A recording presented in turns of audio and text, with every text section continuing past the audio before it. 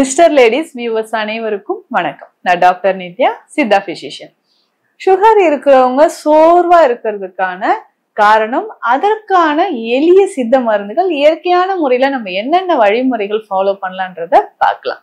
Sugar இருக்கிறவங்க first பெரும்பாலும் சொல்லக்கூடிய ஒரு விஷயம் என்னன்னா, சிம்டம்ஸ் இதுதாங்க எனக்கு கிளியரா தெரியுது அப்படின்னு சொல்றது, ஒரு டயர்ட்னஸ் பாடியில இருந்துகிட்டே இருக்கும். நேச்சுரலா பார்த்தோம்னா சுகர் இருக்கா, ஓகே, அடுத்து என்ன ஆகும்னா ஒரு 6 மாசம் 8 மாதம் இதற்குள்ள நமக்கு என்ன ஆகும்னா பாடி ரொம்ப டயர்ட் ஆகிறத நம்ம பாக்குறோம்.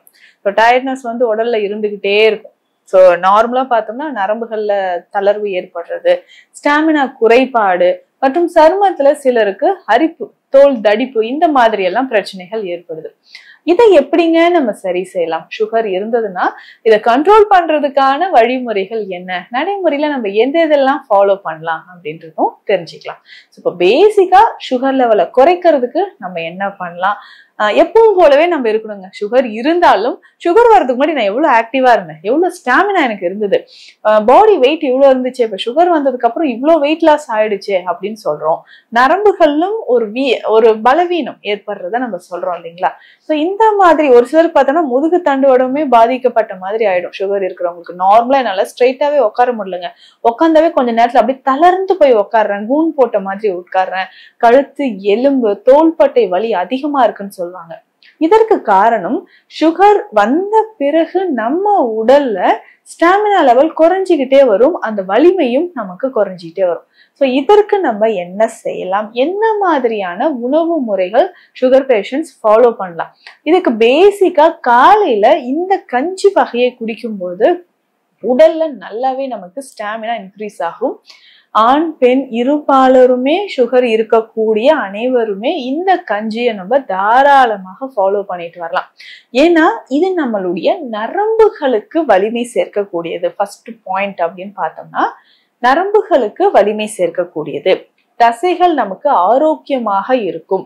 எலும்புகள் சார்ந்த பிரச்சனைகளோ இல்ல சுகர்னால எனக்கு உடல் தளர்வு ஏற்பட்டுடுச்சு அப்படின்னு நம்ம சொல்றோம்னா அது சரி செய்யறதுக்கும் நமக்கு இது பயன்படுது அப்படின்னு சொல்லலாம்.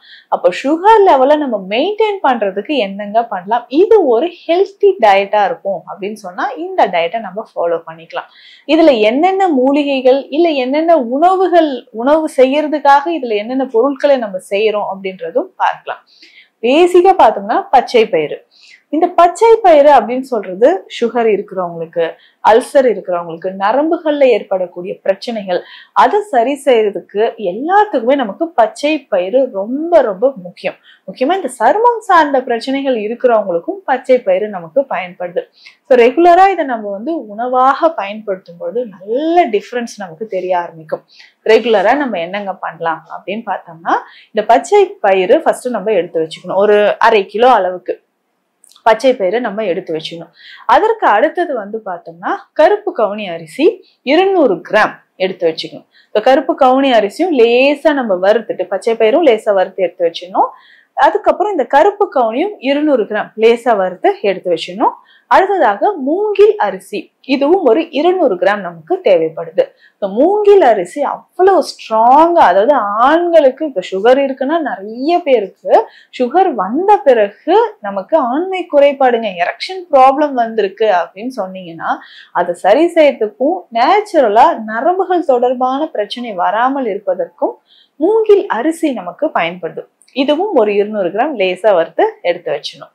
சரி, இதுல வேற என்ன சேர்க்கணும் அப்படின்னு பார்த்தோம்னா கருப்பு எள்ளு 100 கிராம் சேர்க்கணும். ஸோ மறக்காமல் கருப்பு எள்ளு ஒரு 100 கிராம் எடுத்து வச்சுக்கோங்க. சீரகம் 100 கிராம் தேவைப்படுது. கேழ்வரகு அதே மாதிரி 200 கிராம் அளவுக்கு கேழ்வரகு, நம்ம முழு கேழ்வரகையை நம்ம எடுத்து லேசா வறுத்து இதனோட வச்சிடணும். ஸோ இத்தனையும் சேர்த்து நம்ம என்ன பண்ண போறோம்னா நல்ல ஒரு ஃபைன் பவுடரா, கொஞ்சம் லேசான ஒரு கொரகொரப்போட அரைச்சிக்கணும். ரொம்ப ஃபைன் பவுடரா கூட தேவை கிடையாது, லேசான கொரகொரப்புல அரைச்சி எடுத்து வச்சுட்டு ரெகுலரா இதை நம்ம யூஸ் பண்ணிட்டு வரணும். ஸோ இதை எப்படிங்க நம்ம பயன்படுத்தலாம் அப்படின்னு பார்த்தோம்னா களி மாதிரி செய்து சாப்பிடலாம். ஸோ இந்த களி செய்யும் போதே மில்லட்ஸ் ஏதாவது ஒன்று தண்ணீர்ல போட்டு நம்ம நல்லா வேக வச்சுட்டு அது கூட இந்த பொடியை போட்டு களியோட ப்ராசஸ் எப்படியோ நம்ம மூடி வேக வச்சு செய்வோம் இல்லைங்களா, அதே மாதிரி செய்து சாப்பிடலாம். அல்லது இதை கஞ்சியாக காய்ச்சி நம்ம குடிக்கலாம். ஒரு 3 ஸ்பூன் பொடி போட்டு 3 அல்லது 4 கிளாஸ் தண்ணீர் விட்டு கலந்து குடிச்சிட்டோம்னா ஒரு 2-3 மணி நேரம் வரைக்கும் பசி எடுக்காமல் இருக்கும். ஸோ அந்த அளவுக்கு, ஏன்னா சுகர் பேஷண்ட்ஸ் நிறைய பேருக்கு பார்த்தோம்னா ஈஸியா டைஜஷன் ஆயிட்டு உடனே பசிக்குது அப்படின்னு சொல்லும். இதுல இருக்கக்கூடிய லோ கிளைசமிக் இண்டெக்ஸ் கொஞ்சம் கொஞ்சமாக நம்ம பிளட்ல வந்து கலக்க ஆரம்பிக்கும். கொஞ்ச நேரம் நமக்கு பசியும் தாங்க ஆரம்பிக்கும். ஸோ ரெகுலரா காலையில இது வந்து நம்ம கஞ்சி மாதிரி குடிச்சுக்கிட்டே வரலாம். இல்ல களியாக செய்தோ இல்ல அடை நம்ம செய்து சாப்பிட்றோம்னு வச்சுக்கோங்களேன். இதுல வந்து சின்ன வெங்காயம், பூண்டு, கருவேப்பிலை இலைகள், அடைக்கு நம்ம என்னென்ன போடுவோமோ அது எல்லாமே சேர்த்து இதையே நம்ம அடை மாதிரியும் சாப்பிட்டா அவ்வளவு நல்லதா இருக்கும். ரொம்ப நேரம் பசியும் எடுக்காமல் ஆரோக்கியமாக இருப்பதற்கும் இது நமக்கு ரொம்ப ரொம்ப ஒரு பெஸ்ட் டயட் அப்படின்னு சொல்லலாம். ஸோ ரெகுலரா இது வீட்டுல இருக்கக்கூடிய குழந்தைகளுக்கும் வயதானவர்களுக்கும் மூட்டு வலி இருக்கக்கூடியவங்களும் இந்த கஞ்சியை நம்ம தாராளமாக பயன்படுத்தலாம். இதை தாண்டி வேறு என்னங்க மெடிசன் அப்படின்னு சொல்லும்போது அந்த தளர்வு உடல்ல இருக்கக்கூடிய அந்த ஸ்டாமினா இன்க்ரீஸ் ஆகிறதுக்கு எந்த மாதிரியான நம்ம மெடிசன் பாக்குறோம் அப்படின்னா மூலிகைகள்ல எது சிறந்தது அப்படின்னு சொல்றோம்னா ரொம்ப சிறந்ததுன்னு பார்த்தோம்னா மல்லிச்சூரணம். மல்லி அப்படின்னு பார்த்தோம்னா தனியா விதைகள் இருக்கு இல்லையா, கொத்தமல்லி, அதுதான். ஸோ நிறைய மருந்துகள் நமக்கு இருக்கு. நாவல்கொட்டை கற்பம் இருக்கு, தேற்றான் கற்பம், நெல்லி கற்பம், இந்த மருந்துகள், ஆவாரை குடிநீர் எல்லாம் சிறந்த சித்த மருந்துகள் சுகர் லெவலை குறைக்கிறதுக்கு. அதே மாதிரிதான் மிக சிறந்த ஒரு மருந்து மல்லிச்சூரணம் அப்படின்னு சொல்றோம். இந்த மல்லிச்சூரணம் ஒரு 1/2 ஸ்பூன் அளவுக்கு எடுத்து வெந்நீர்ல குடிக்கணும். ஸோ இது வந்து பிஃபோர் ஃபுட், உணவுக்கு முன் நம்ம வந்து குடிச்சிட்டு வரணும். ஸோ இதுல இருக்கக்கூடிய மூலிகைகளும் ஈஸியா, அதாவது ஃபைபர் கண்டென்ட் ரொம்ப அதிகம், ஈஸியா டைஜஷன் ஆகிறதுக்கு இந்த மூலிகைகளை நம்ம எடுத்து வச்சுக்கணும். இந்த மூலிகைகள் எல்லாமே சேர்த்து நம்ம மல்லிச்சூரணம் ரெகுலரா எடுத்துட்டு வரும்போது சுகர் லெவல் நமக்கு கொஞ்சம் கொஞ்சமாக மெயின்டைன் ஆக ஆரம்பிக்கும். ஸோ சுகர்னால வரக்கூடிய உடல் சோர்வு, ஸ்டாமினா குறைபாடு, முன்னாடி இருந்த மாதிரி எனக்கு ஸ்டாமினா கிடையாதுங்க அப்படின்னு சொன்னீங்கன்னா இந்த உணவோடு இந்த மல்லிச்சூர்ணமும் நம்ம பயன்படுத்தலாம். ஆவாரை குடிநீரும் ஒரு நாளைக்கு ஒரு வேளை பயன்படுத்தினாலே சுகர் லெவல் நமக்கு நல்லாவே குறைய ஆரம்பிக்கும். ஸோ இதை தாண்டி நம்ம உணவு முறைகள் அப்படின்னு பார்க்கும்போது வெஜிடபிள்ஸ், ஸோ காய்கறி வகைகள்ல நிறைய ஃபைபர் கண்டென்ட் இருக்கிற வெஜிடபிள்ஸை நம்ம எடுத்துட்டு வரணும். கீரை வகைகள் ரொம்ப ரொம்ப சிறந்தது.